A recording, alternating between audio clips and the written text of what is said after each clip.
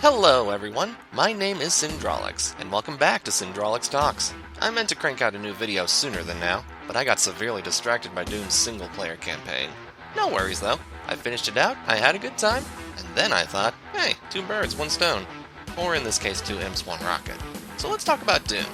Doom, or Doom 4, or Doom 2016, or however you want to distinguish it, is a reboot of the Doom franchise, developed by id Software and Bethesda. The intent of this game is to emulate classic first-person shooters, which were hardcore manly man run-and-gun affairs that didn't bother with stuff like realism and plot. The original Doom from 1993 was exactly this, and it was so popular that it made the FPS a blockbuster genre. As years went by and the medium evolved, people started demanding more from their shooters, and so we started having stuff like realism and plot. Nowadays, Halo and Call of Duty are the big FPS stars thanks to their developers mastering the intricacies of realism and plot. Then other developers started making shooters with their own take on realism and plot, to varying degrees of success. This idea of needing realism and plot is so prevalent that any shooter without realism and plot is criticized as unrealistic and pointless. There's hardly even any other factor by which an FPS is judged these days. Realism and plot. But the new Doom is a different kind of beast. Its developers understand what made the classic shooters great, and designed this game from the ground up to emphasize those traits. It looks like a modern shooter, but plays like a classic one. And in my opinion, it's excellent, unique, top-notch, nitpicky complaints at worst. You see, this new Doom is not a one-to-one recreation of the original Doom. Instead, it emulates the ideas that classic Doom was built on. Fast-paced shooting, which tested your reflexes, huge levels to explore for secrets and power-ups, and the feeling of empowerment that comes with succeeding at both of those. Modern Doom is good with those concepts, but puts its own spin on them to keep things interesting.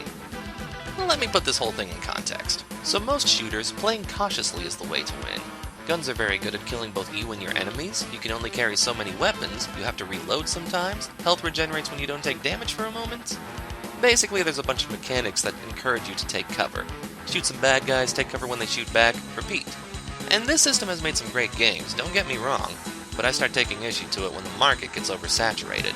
But Doom's mechanics encourage an aggressive playstyle. Some enemies are cannon fodder, but others are borderline bullet sponges. You can, and eventually will, carry every weapon, and switching between them to deal with different enemies is encouraged. No reloading either.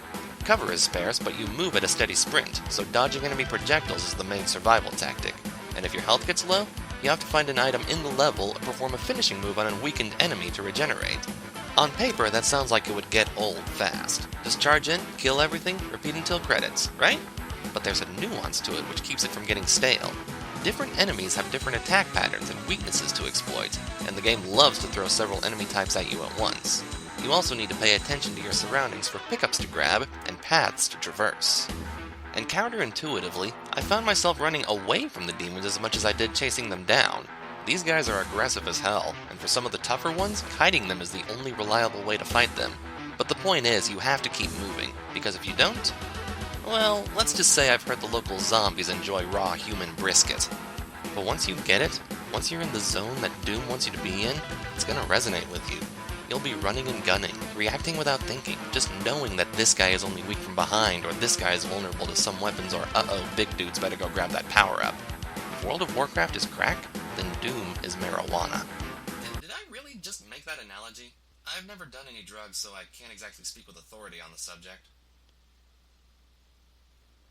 Whatever, let's roll with it. Smoke Doom. every day. So that's the combat, but there's also an exploration aspect to Doom. And trust me, this is going to get the thinking half of your brain going. You see, there are several secrets hidden in every level.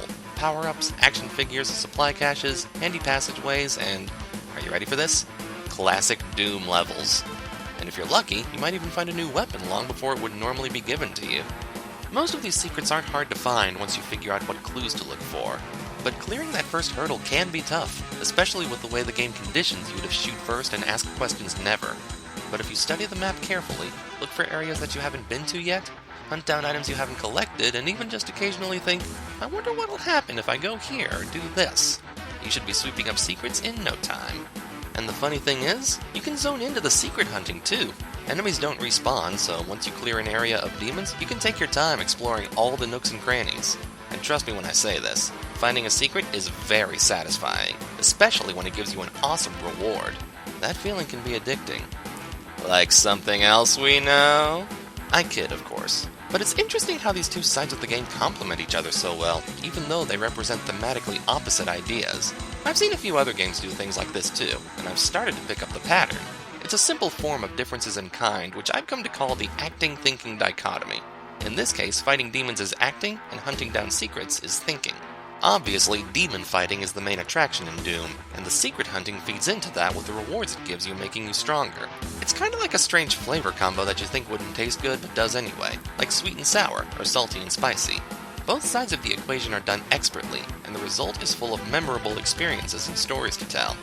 And besides, classic Doom did this too. It wouldn't make sense if modern Doom didn't follow in its footsteps. Anyway, let's go back to the big picture. I'm willing to admit the game isn't perfect, most notably with some cutscenes which drag on entirely too long about a story the game all but tells us we have no reason to care about. Talk about mixed signals. But on the whole, I had lots of fun with Doom, and I'm willing to argue that the quality of the campaign alone justifies the $60 purchase. I haven't even touched multiplayer or snap map, and I already feel like I got my money's worth.